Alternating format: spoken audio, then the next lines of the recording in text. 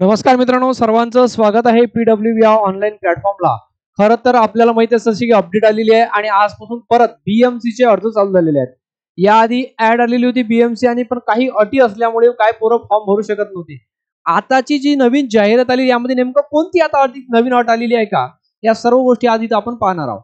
BMC भरती 2024 च्या संदर्भात तुम्हाला माहिती आहे 1846 पदांसाठी जाहिरात होती. ठीक आहे. 1846 पदांमध्ये एक महत्वाची गोष्ट म्हणजे काय, क्लार्कचे हे पद होते. त्या जो कार्यकारी सहाय्यक ज्याला आपण म्हणतो लिपिक. ओके, तर आता नवीन पात्रता पाहू शकता आपण, याला पदवीधर आहे आणि याच्यात नेमका कोणता बदल झाला. आता बदल आपण डायरेक्ट वेळ न वाया घालवता पाहूया. जसं की तुम्ही स्क्रीनवरती पाहतात माझ्या मित्रांनो, इथं पहा 10 सप्टेंबर 2024 बृहन्मुंबई महानगरपालिकेत कार्यकारी सहाय्यक पदासाठी 10वी व पदवी परीक्षेत प्रथम प्रयत्न उत्तीर्ण असणे ही अट रद्द, 1 नंबरची अट रद्द झाली. ठीक आहे.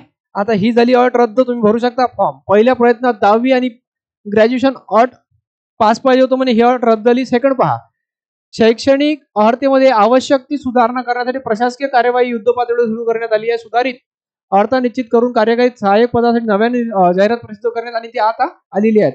या शैक्षणिक अर्हतेतील प्रथम प्रयत्नात ही अट काढून टाकण्यात आलेली आहे. म्हणजे तुम्ही आता प्रथम प्रयत्नात पास नसले तरी चालतात, पण फॉर्म भरू शकतात. असे असले तरी या बदलांमुळे आतापर्यंत भरती प्रक्रियेत अर्ज केलेल्या उमेदवारांना काही काळजी करण्याची गरज नाही, कारण की ज्यांनी अर्ज केलेले आहेत त्याचे जो अर्ज केलेले आहेत त्यांना आता डबल अर्ज भरण्याची गरज नाही, इतक्या क्लिअर आहेत. आता हे आजचं नवीन अपडेट पाहू शकता तुम्ही 20 सप्टेंबरचं. काय आहे माझ्या मित्रांनो, 1846 पद आहे, सगळ्याला माहिती आहे. 1846 कोणत्या कास्टला किती पद आहे ह्या सर्व गोष्टी तुमच्या समोर आहेत. आणि आजपासून परत अर्ज सुटलेले आहेत, तर 10 ऑक्टोबर 11-10 पर्यंत म्हणजे 11 ऑक्टोबर पर्यंत तुम्हाला या पदासाठी अर्ज भरता येईल. आणि यामध्ये महत्वाची गोष्ट कुठे कुठे स्टार्ट झालेल्या आहेत, यामध्ये सुद्धा एक महत्वाची गोष्ट लक्षात ठेवून घेता. आता यामध्ये आपल्याला नेमकं सिलेबस काय आहे आपण ते एकदा मूळ जाहिरातच पाहून घेऊ आणि त्यानंतर काय आपण तिथे येऊया. आजपासून अर्ज चालू झालेले आहेत परत बीएमसीचे आणि कोणत्या अटा होत्या त्या काढून टाकण्यात आलेल्या आहेत. पाहू शकता तसं की तुम्ही स्क्रीनवरती बृहन्मुंबई महानगरपालिकेच्या संदर्भात 20 सप्टेंबर नवीन हे पीडीएफ आहे 2024चं, 20 सप्टेंबर 2024. यामध्ये माझ्या मित्रांनो ज्या काही पद दिलेले होते, पूर्वीचं पदनाम हे क्लर्क वगैरे सर्व गोष्टी पाहिलेल्या आहेत. तर एक काही गोष्ट लक्षात, ज्यांनी अर्ज केलेले आहेत त्यांना तर अर्ज करण्याची गरज नाही. त्याचबरोबर हा स्केल वगैरे तुम्ही हे पाहू शकता. कार्यकारी सहाय्यक 25,500 ते 81,100 M15 आहेत. त्याचबरोबर एक 178 पदांची सुद्धा निरीक्षकची जाहिरात आलेली आहे, ते सुद्धा पाहून घ्या एकदा. अशा प्रकारे संपूर्ण पीडीएफ आहे. याआधी तुम्ही जवळपास पाहिलेलं असेल. हे फक्त तुम्हाला आता अर्ज करण्यासाठी एक संधी आहे, जी संधी आधी नव्हती. सर्वांनी तयारीला लागा. याची परीक्षा जर कधी आपण विचार केला तर याची परीक्षा माझ्या मित्रांनो नोव्हेंबरच्या एंडिंगले म्हणू शकतो आपण. नोव्हेंबरच्या 25 किंवा डिसेंबरला याची सुरुवातीला परीक्षा होऊ शकते, कारण की आता आचारसंहिता. ओके, इलेक्शन मध्ये नोव्हेंबरच्या एंडिंगला काय असतं, नवीन गव्हर्नमेंट येईल. ओके, महिलांसाठी 30% आरक्षित पदे याच्यामध्ये राखीव ठेवण्यात आलेली आहे. प्रकल्पांसाठी 5% प्रमाणे आरक्षित पदे. ठीक आहे.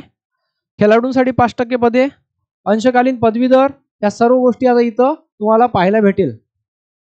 ठीक आहे. दिव्यांगासाठी सुद्धा 4%, आर्थिक दृष्ट्या साठी सुद्धा 10%. कार्यकारी या पदाची अर्हता पाहून घेऊ आपण. उमेदवार मान्यता प्राप्त विद्यापीठाचा काय वाणिज्य, विज्ञान, कला, विधी किंवा तत्सम शाखेचा पदवीधर असावा.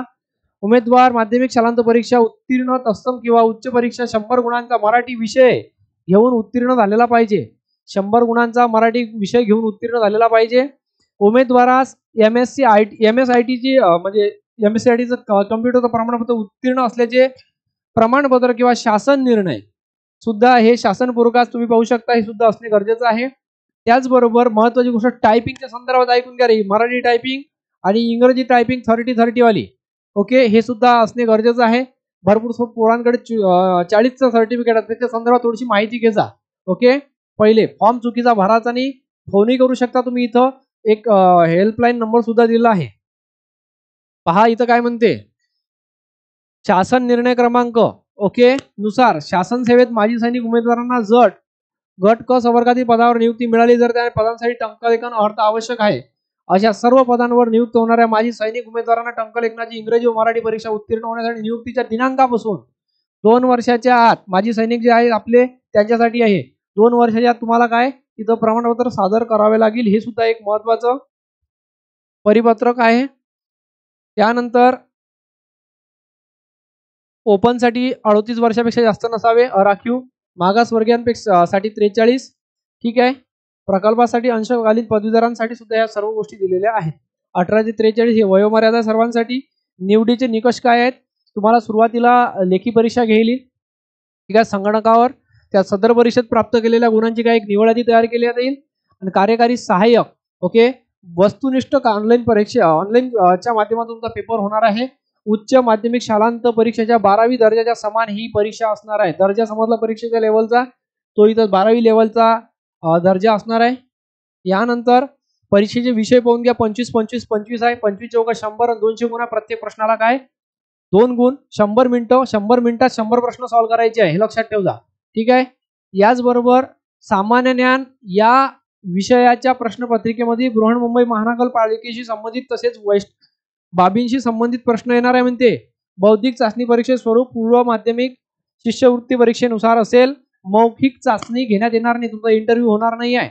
मराठी व व्याकरण विषयाची ऑनलाईन परीक्षा इंग्रजी भाषेतून घेण्यात येईल.